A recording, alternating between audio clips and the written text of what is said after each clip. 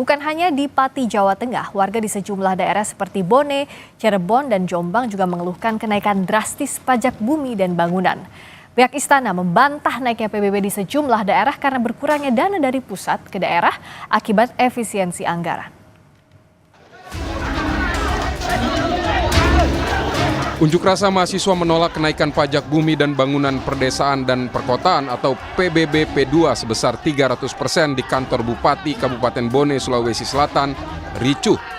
Bentrok terjadi saat demonstran mencoba merangsek masuk ke kantor Bupati Bone, namun dihalau petugas, menuntut pemerintah daerah mengembalikan uang rakyat yang telah terlanjur membayar pajak. Kenaikan pajak bumi dan bangunan juga menimbulkan keresahan warga di Jombang. Sejumlah warga mengajukan keberatan karena pajak naik hingga 200%.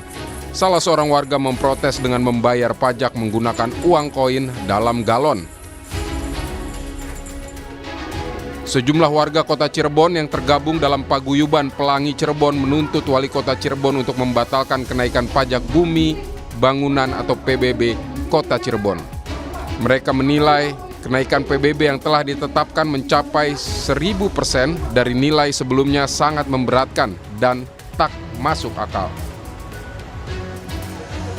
Pengamat ekonomi media Wahyudi Askar menilai efisiensi anggaran pemerintah membuat pemerintah daerah mengambil kebijakan instan dengan menaikkan pajak karena selama ini banyak pemerintah daerah bergantung kepada transfer dana dari pusat.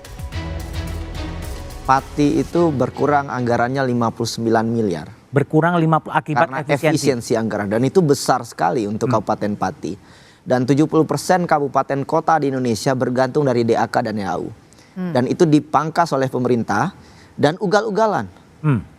Item pemangkasan itu cenderung tidak hati-hati. Banyak proyek irigasi yang dipangkas yang ujung-ujungnya juga mengganggu layanan publik.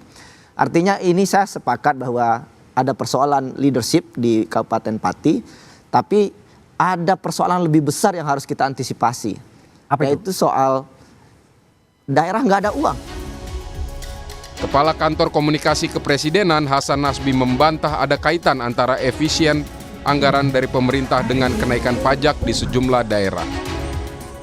Tuduhan bahwa hal-hal yang dilakukan oleh beberapa pemerintah daerah ini terkait dengan kebijakan efisiensi, kami menganggap ini sebuah tanggapan yang prematur. Ya, teman-teman, efisiensi di awal tahun 2025 itu tidak hanya untuk satu kabupaten kota, tidak hanya untuk 2 kabupaten kota, tapi untuk 500-an kabupaten kota, ya kan? Untuk 500-an kabupaten kota. Untuk seluruh kementerian dan lembaga yang ada di pemerintah pusat. Jadi kalau ada kejadian spesifik, satu kejadian di Pati, ini dinamika lokal.